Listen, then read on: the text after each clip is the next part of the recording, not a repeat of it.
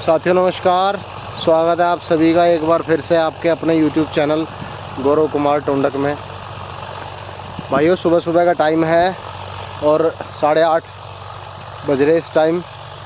सुबह का टाइम जो है 8:30 हो रखा है और गेहूँ वो हमारे गेहूँ में पछेत्ते और वो उससे 10 दिन पहले के हैं।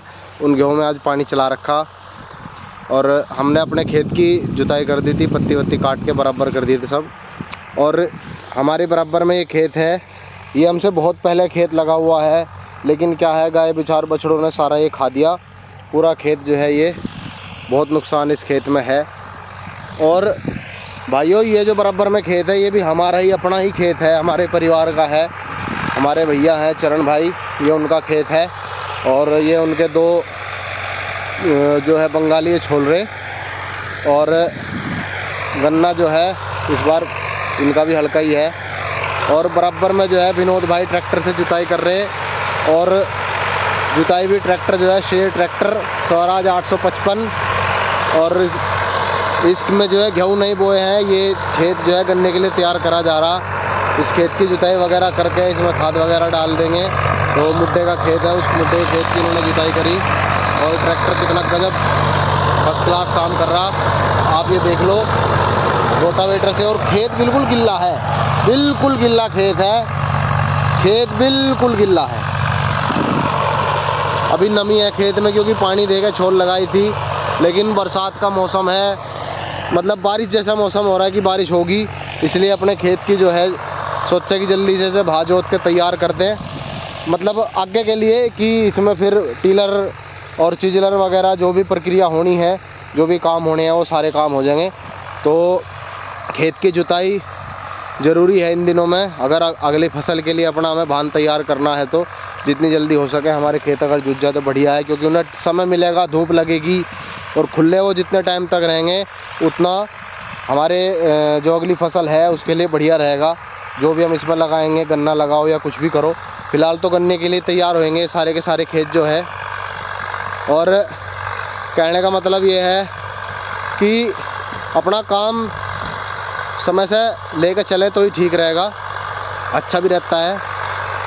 और खेत की जुताई पहले रोटावेटर से, उसके बाद टीलर से, उसके बाद इसमें चिजलर, फिर गोबर की खाद वगैरह जो भी प्रक्रिया होनी है, सारे काम वो किसान इन दिनों से लग जाते हैं करने के लिए अपने खेतों में।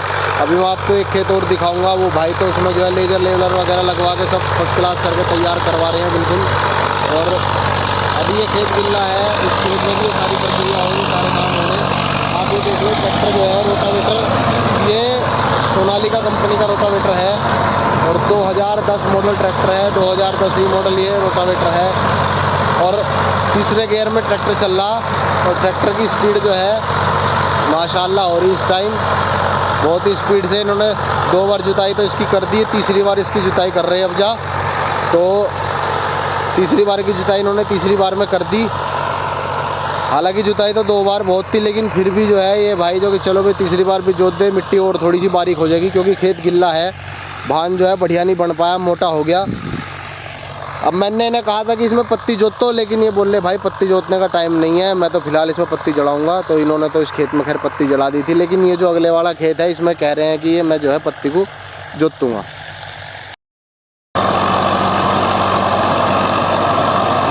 भाइयों ट्रैक्टर कितना शानदार लग रहा चलता हुआ, और इसका ड्राइवर भी जो है बिल्कुल सुलझा हुआ है।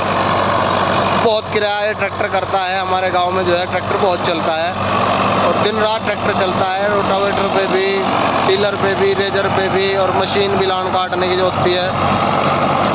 और ये भाई ने कई ट्रैक्टर चलाए, लेकिन इस 855 ने से सबसे ज़्यादा इन्होंने किराया करा।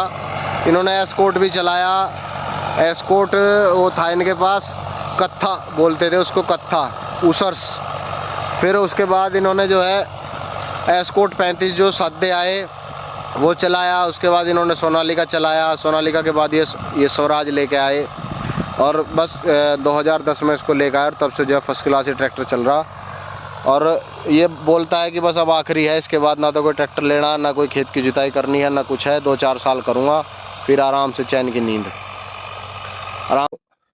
आप जो सामने देख रहे हैं वो यूरिया है, और यूरिया के ऊपर आपको जो ब्लैक ब्लैक दिखाई दे रहा होगा वो ये काला जादू ह्यूमिक एसिड के नाम से आता है एक प्रोडक्ट। और ये जो खाद है इसको हम डालेंगे अपने खेत के अंदर। जो हमारे गेहूँ है, जो सबसे आगे इतने गेहूँ थे उसमें मैंने एक बार खाद डाल चुका हूँ, तो मैं दूसरी बार से फिर खाद डाल लूँगा। तो बच्चों पीछे हट जाओ। तो एक बार और उसमें खाद डलेगा। तो मैं इसमें ये ह्यूमिक एसिड लाया हूँ, ये 2 पैकेट मैंने इसके अंदर डाले हैं ह्यूमिक एसिड के। और क्योंकि हमारे गेहूँ जो है थोड़ा सा हल्का सा पीलापन उन पर आ गया था, और वो कई बार जो है गाय बछड़ों ने खा दिए, जिस वजह से जो है वो थोड़े कमज़ोर से लग रहे।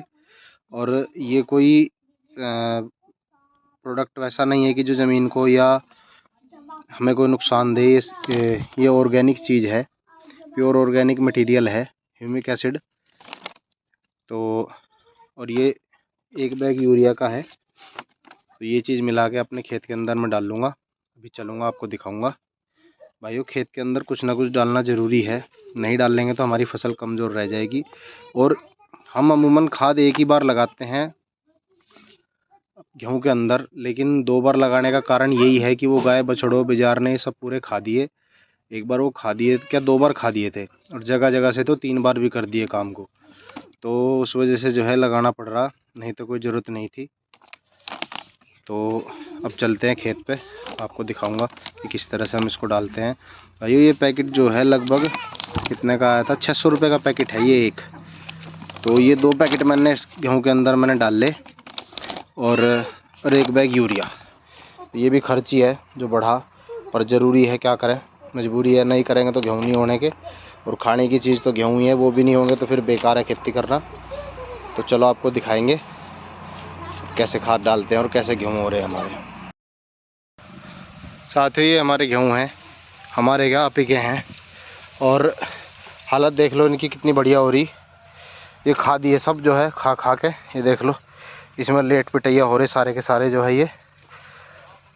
और ये नीचे से हल्के हल्के से पीले पड़ गए, ये देखो ये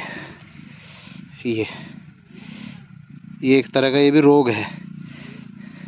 जो मैंने ह्यूमिक एसिड जो मिलाया है वो यही काम करेगा, वो इसका पीलापन जो है सारा का सारा बिल्कुल दूर करेगा। आप देख लो जगह जगह से खा दिए पूरे पूरे गेहूँ जो है।